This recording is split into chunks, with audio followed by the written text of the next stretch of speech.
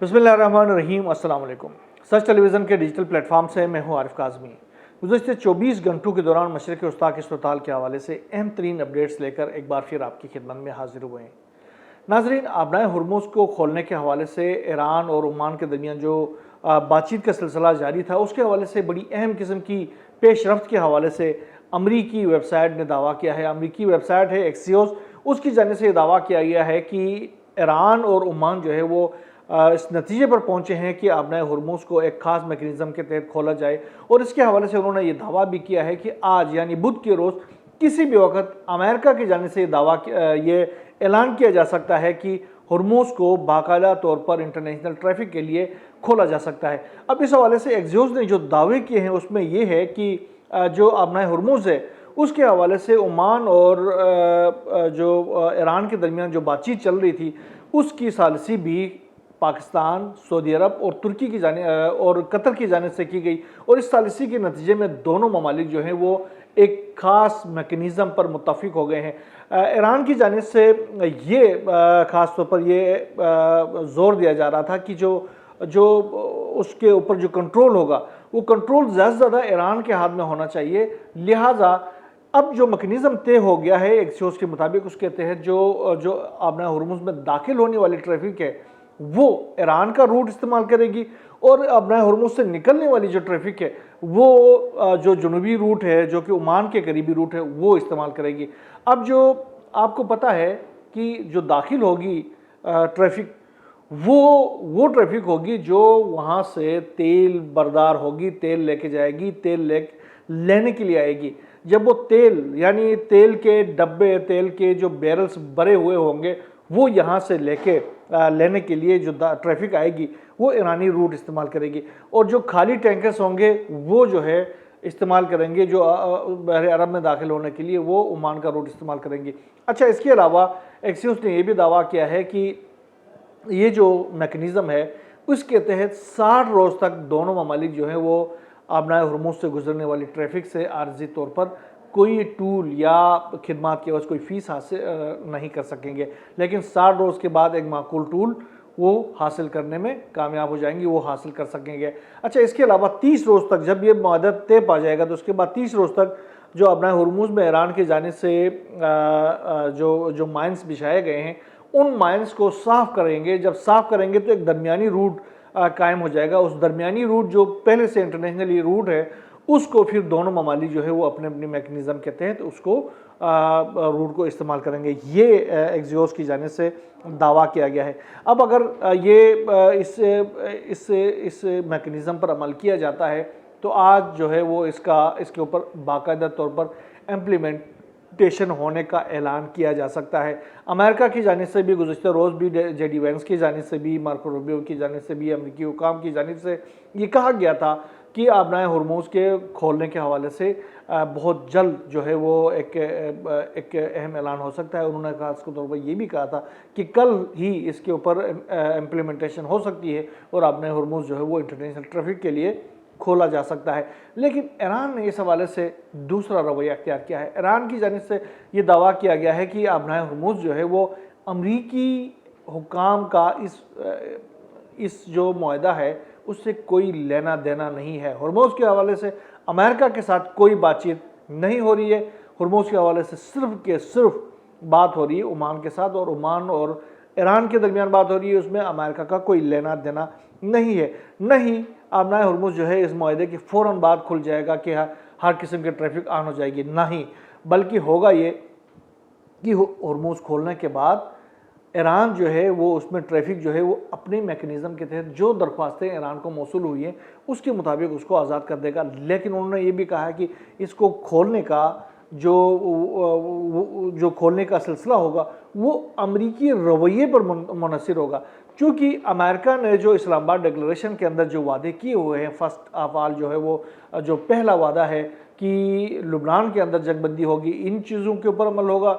उसके बाद ईरान के जो मुजम्मिद असासे जो है वो बहाल किए जाएंगे और ईरान को जो तावान, जंग का जो तावान है वो अदा कर दिया जाएगा। तो ये जो कुछ चीज़ें जो इस्लामाबाद डिक्लेरेशन के अंदर जो मौजूद है उनके ऊपर अमल करने पर मुनहसर होगा। अगर अमेरिका दोस्त धमकियाँ या जो ही इस्लामाबाद डिक्लेरेशन पर अमल साइन के फ़ौरन बाद ट्रम्प ने कहना शुरू कर दिया था कि उनको 300 अरब डॉलर जो हैं वो भी नहीं मिलेंगे और उनके जो मुंजमद असासे वो भी बहाल नहीं होंगे, और साथ साथ आबना हुर्मुज़ जो है वो मेरे कंट्रोल में होगा और आबना हुर्मुज़ में से ट्रैफिक खुले फ्री ऑफ कास्ट होगी और ईरान कोई फ़ीस नहीं वसूल कर सकेगा।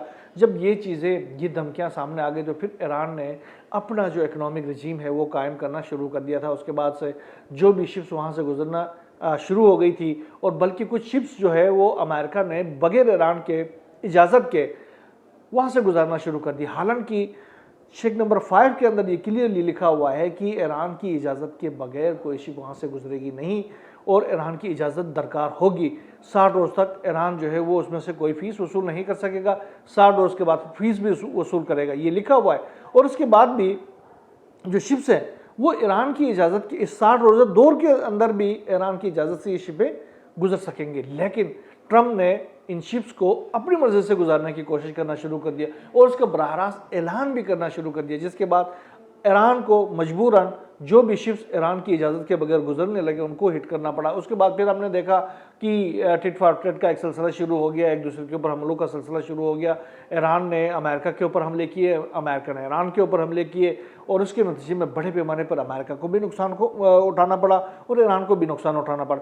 अब ईरान ने क्लियर कर दिया है कि इतनी जल्दी आबना हुर्मुज़ अगर मुआहिदा होता है तब भी नहीं खुलेगा, वो तब खुलेगा जब अमेरिका मुस्बित रवैया अपनाएगा, अपने तमाम जो वादे हैं उनके ऊपर अमल करेगा, इस्लामाबाद डिक्लेरेशन के ऊपर मिनोअन अमल करना शुरू करेगा, तब जो है वो आबना हुर्मुज़ खुलेगा।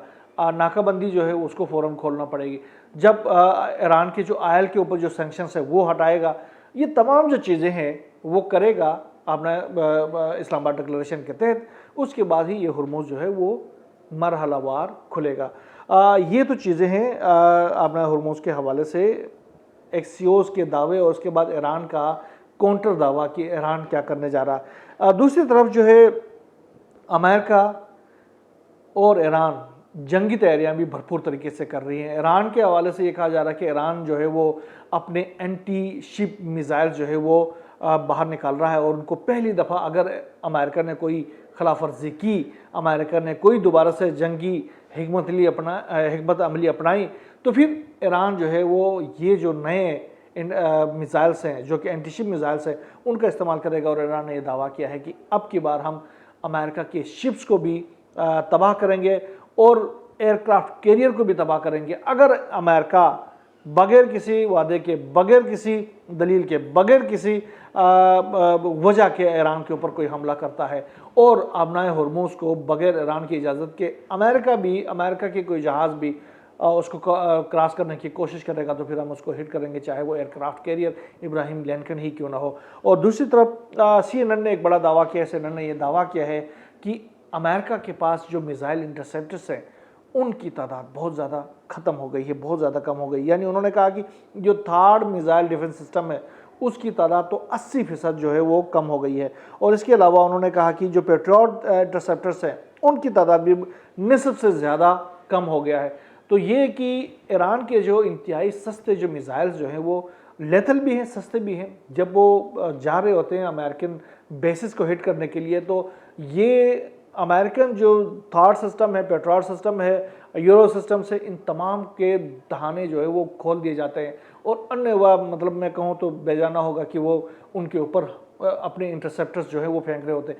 अब एक ईरान का जो मिसाइल होता है वो फॉर एग्जांपल 20 रुपये का होता है, तो उसको गिराने के लिए जो इंटरसेप्टर्स जो फायर किए जाते हैं वो 220 का होता है। आप अंदाज़ा कर सकते हैं कि और वो इतने सारे हवा में फायर किए जाते हैं कि कहीं जाकर एक कोई अगर लग के उनको इंटरसेप्ट करता है तो करता है, वरना वो भी नहीं कर पाते और वो मेल फंक्शनिंग करते हैं, दोबारा जाकर उसी रियासत के अंदर जिस रियासत से वो फायर किए गए हैं वहीं पर नुकसान पहुंचा रहे होते हैं।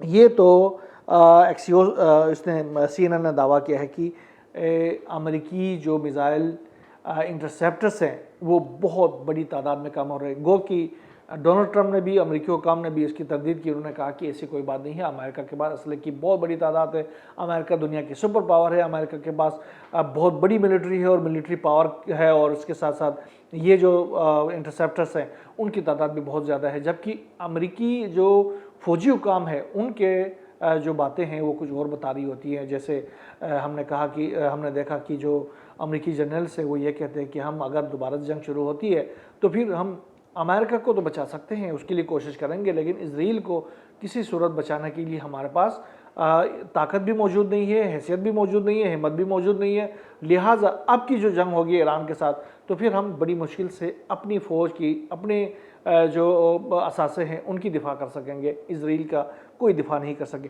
दूसरी तरफ अमेरिका जो है वो इजराइल के अंदर जो है वो एक अपनी जो रिफ्यूलिंग तैयारें हैं बिन गुरियन एयरपोर्ट में, उसकी तादाद मुसलसल बढ़ा रहा।